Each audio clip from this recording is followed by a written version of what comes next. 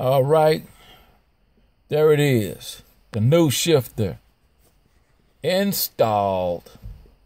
Here's the old one. Only thing you have to do is take the four 10mm bolts out and disconnect this plug right here.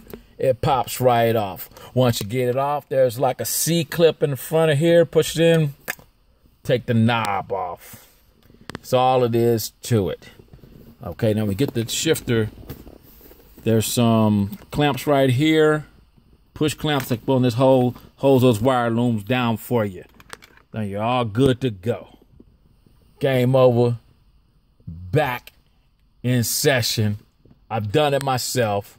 You can do it too. Now once you, one more thing. Once you get it out, let me show you on the old one.